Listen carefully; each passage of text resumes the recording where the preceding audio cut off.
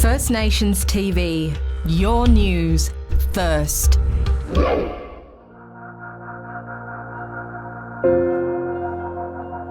Our hard borders are not going anywhere.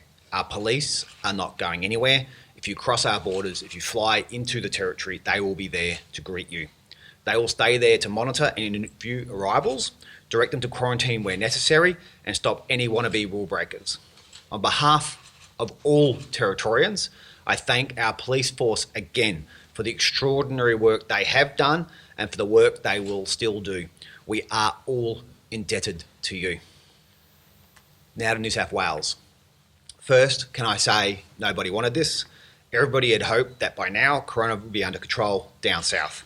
But as we keep being reminded, we cannot underestimate this crisis. The coronavirus loves complacency and we will not be complacent. But we did not want this, but we did plan for this.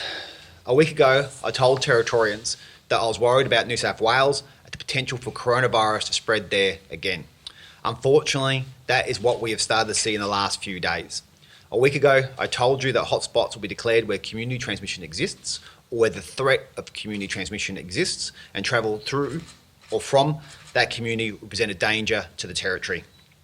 I also warned that I would not hesitate to ban travel from high-risk areas if and when it is needed. We have hard borders, we are keeping hard borders, and when we need to stop travel from hotspot areas, we will. Our borders are still closed to all states and territories until Friday. They will stay closed to Victoria indefinitely, and they will stay closed to all of Sydney for now as well. There is now a large cluster in southwest Sydney, the Crossroads Hotel cluster. Our team has been monitoring the new cases, the spread. The Security and Emergency Management Committee met again this morning with the Chief Health Officer. After considering his advice, we will declare all 30 local government areas in Greater Metropolitan Sydney as hotspot areas for the purposes of travel to the Northern Territory. That means that from Friday, if there are any arrivals to the Territory from Sydney or who have been in Sydney in the previous 14 days, they will be directed into mandatory supervised quarantine at Howe Springs and charged $2,500. Anybody from Sydney currently in self-quarantine who enters quarantine before Friday must also complete the full 14 days of their quarantine. To ensure the continued delivery of critical goods, such as food and medical supplies to the Territory, the Chief Health Officer's next direction will include very limited freight and logistics exemptions with strict protocols. We know some things about this cluster, but we have made this decision today principally because of what we do not know. That is most dangerous right now, what we do not know. We do not know for sure who started it or how far it is spreading. While many of the identified cases are so far confined to the Liverpool area, not all of them are. We know it has reached the Sydney CBD at least, and it is possible it has made it up to Queensland already. Something the Victorian situation taught us: you don't make a decision based solely on what today's numbers are. You look at today's numbers and you map out how bad it could get. This has the potential to get worse before it gets better, and we need to assume that it will get worse.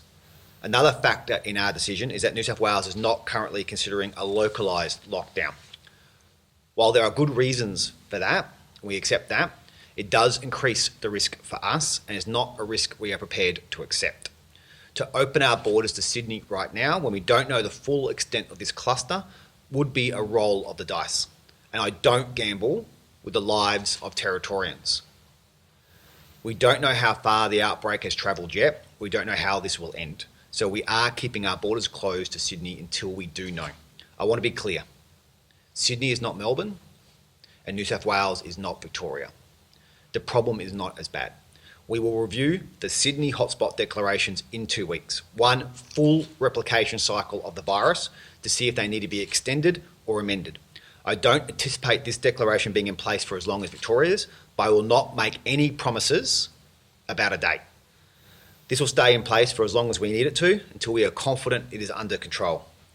For those who are inconvenienced by today's decision, I am sorry, but it is just the way it is.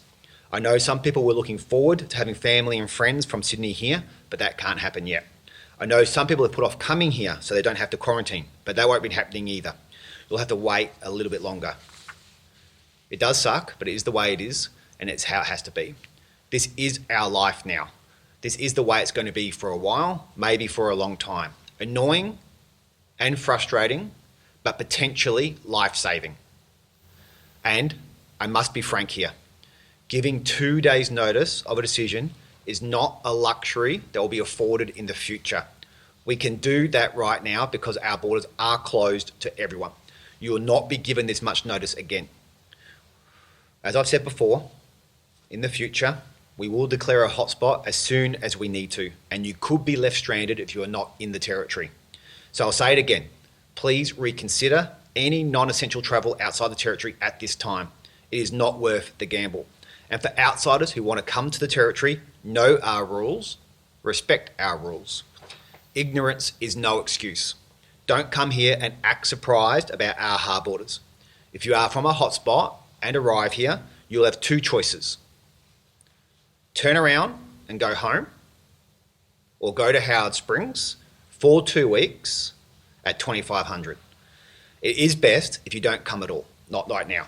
I know that this is a big response to a smaller outbreak, but the outbreaks in Melbourne started small too. I'd rather be overly cautious now and accept in a few weeks that we were too cautious, then take a risk now and discover in a few weeks that we were reckless.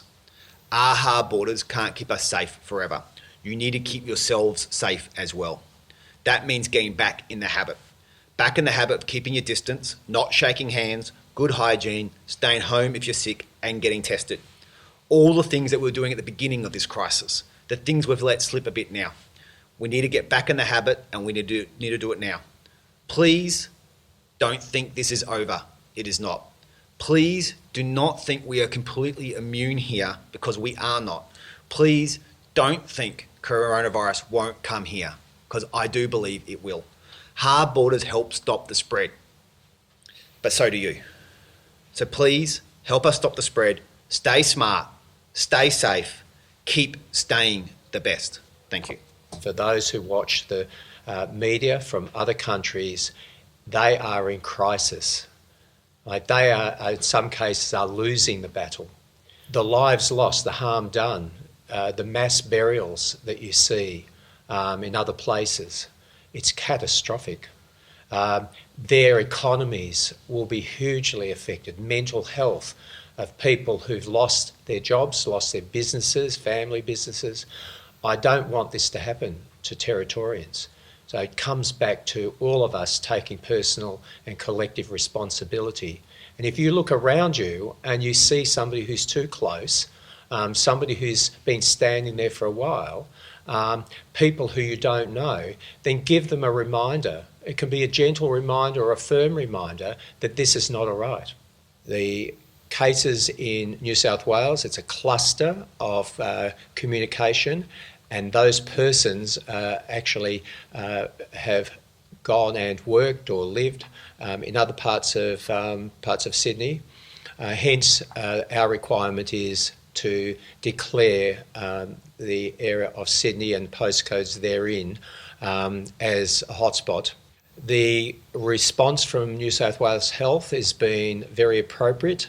That is, it's actually a ring containment model where you identify where cases are and the contacts of those cases, and you quarantine them and you get them tested. And that will continue over the coming days. In Victoria, it's quite a different scenario where they've had community transmission originating from international travellers, and they're doing the same approach, but it's across a much greater scale in terms of numbers, although the majority of those numbers are in very specific parts of Melbourne to the north and northwest. But I projected, though, that the number of small case numbers in other parts of Victoria, that led to anxiety and planning and projection that we needed to declare a restriction from all of Victoria until we look at what has happened there. This has to be a partnership with the community. It has to be. It's about behaviours of where people go, mixing with others you don't know, not maintaining that 1.5 and not maintaining that less than 15 minutes, and hygiene measures, respiratory hygiene and hand hygiene. And if people are unwell, they should, even the mildest symptoms, should stay at home and get tested. So I have a strong commitment to this, monitoring the scenarios that are evolving in other jurisdictions. We're in a good place to deal with the virus coming here, but I'd rather it didn't. And if it does, the whole community, not just healthcare workers and others, the whole community's got to partner in this and in terms of behaviours. First Nations TV, your news first.